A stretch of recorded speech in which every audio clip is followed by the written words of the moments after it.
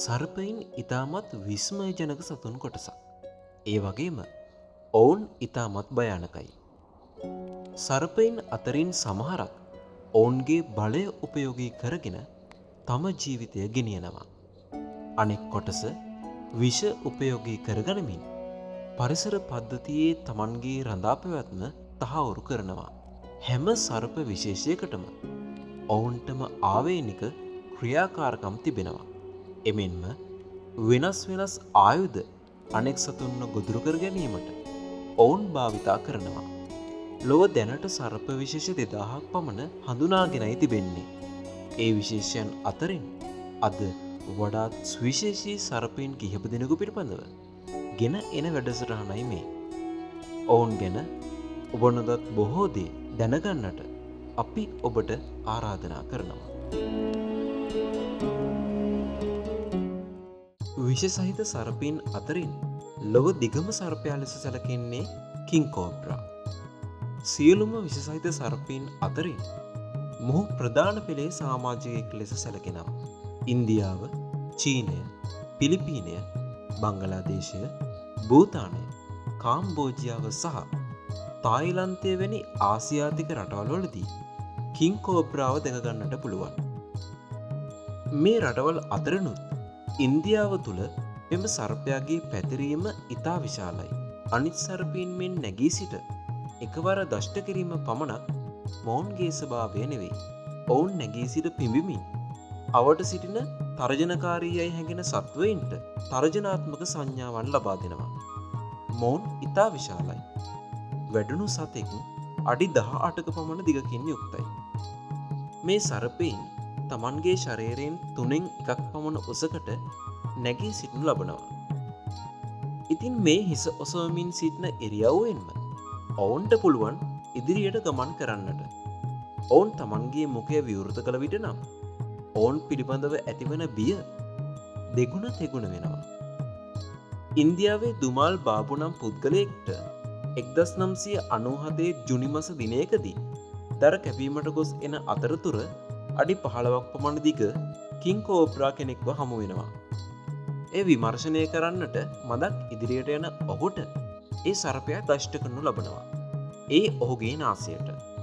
ඔහුට තිබුණේ විකල්ප දෙකයි. ඒ විෂ ශරීරගතව අංශභාග තත්වයට පැමිණ මිය යාම. ඒ වගේම අනෙක් විකල්පය උනේ විෂ ශරීරයේ ඉදිරියට ගමන් කිරීමට පෙර නාසය කපා දැමීම.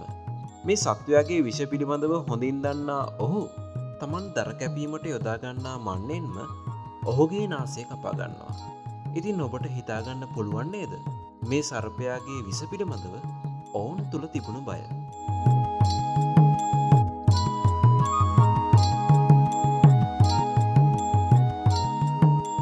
කිං කෝබ්‍රාගේ එක දෂ්ට කිරීමකින් නිකුත් වෙන විස තේ හැඳි දෙකක වගේ ප්‍රමාණයකින් යුක්තයි. ඔබට එය සුළුයි කියා සිතෙන්නට පුළුවන්. නමුත් ඒ තේමේ සැඳි දෙකක විස ප්‍රමාණයෙන් පුළුවන් වැඩුණු මිනිසුන් 20 දෙනෙක් වුවත් මරණයට පත් කරන්නට. මේ විෂ ශරීරගත වුණු විට එහි ඇති නියුරෝටොක්සින්ස් නියුරෝන සහ ස්නායු පද්ධතිය අතර ඇතිවන විද්‍යුත් ආවේගයන් අවහිර කර දමනවා. ඉන් අනතුරුව ඔබ පිවිසෙන්නේ අංශභාගී ස්වභාවයකට. කෙමෙන් ඔබේ හදවත සහ පෙනහළවල ක්‍රියාකාරීත්වය නැතිවීමත් සමග ඔබට සිදුවන්නේ මිය යාමට. සාමාන්‍යයෙන් කිං කෝබ්‍රාගේ දෂ්ට කිරීමකින් අනතුරුව පුද්ගලයෙක්ට ජීවත් වෙන්න පුළුවන් පැය 1මාරක් වගේ කාලයක්. ලොව වසරකදී පුද්ගලින් 5 දෙනෙක් පමණ මේ සර්පයාගේ දෂ්ට කිරීම නිසා මිය යනවා. වියලි සහ අර්ධ ශුෂ්ක පරිසරවල ජීවත් වීමට වඩාත් කැමති සර්ප විශේෂයක් තමයි ස්පිටිං කෝබ්‍රා කියන්නේ. අප්‍රිකාවේ උණුසුම් විවෘත ප්‍රදේශයන් වලදී අපට බොහෝ දුරට මෙම සර්ප විශේෂය හමු වෙනවා.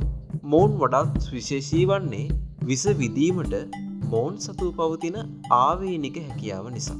මීටර 3 සිට 8 දක්වා පමණ දුරකට විෂ විදීමේ හැකියාවක් ඔවුන් සතුයි.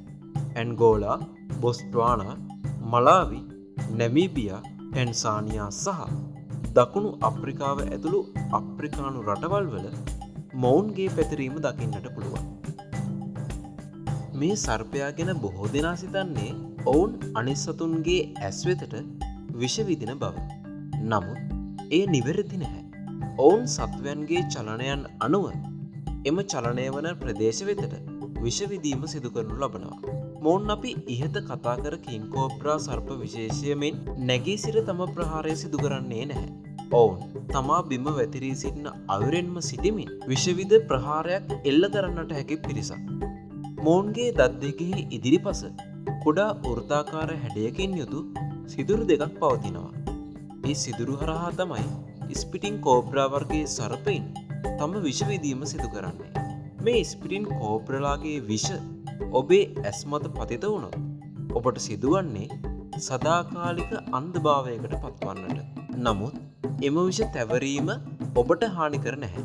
කිං කෝබ්‍රාලාගේ මෙන්ම ස්පිටින් කෝබ්‍රාලාගේ විෂ ශරීරගත වීමෙන් ඔබට මරණය හිමිවන්නේ එකම ආකාරයකටයි. මේ සුවිශේෂී හැකියාව නිසා ඔවුන්ට වෙනස් සතුන්ව පහසුවෙන් ගොදුරු කර ගැනීමටත් අනෙක් විලෝපිකයන්ගෙන් ආරක්ෂා වීමටත් හැකියාව ලැබෙනවා. මේ සර්ප විශේෂය උපරිම වශයෙන් අඩි 6ක පමණ දිගකින් යුක්තයි. නමුත් පවුන් නිසා මියගිය සංඛ්‍යාව නම් ඉතාම අල්පයි. මොවුන්ගේ සපාකෑම් වාර්තා වෙන්නේ ඉතාමත් කලාතුරකින්. විශේෂයෙන් ගොදුරු කර ගැනීමකට පරිබාහිරව තමන්ට තර්ජනයක් වේ යයි සිතිය හැකි සත්වයින් වෙත පමණක් මොවුන් දෂ්ට කිරීම සිදු කරනවා. ගස්වැල්, හිරුවෙලිය, නිල් පැහැති සාගර, හරිතවර්ණ කඳමුදුන්, හීතල වැහි පොද, අඳුරු ගණවනාන්තර සහ වන සතුන්ට ආදරය කරන ඔයාට සොබාදහමේ රහස් ගැන කියන්න අලුත් වීඩියෝකින් ළඟදීම හමුවෙන්න. ඔබට සුබ දවසක්.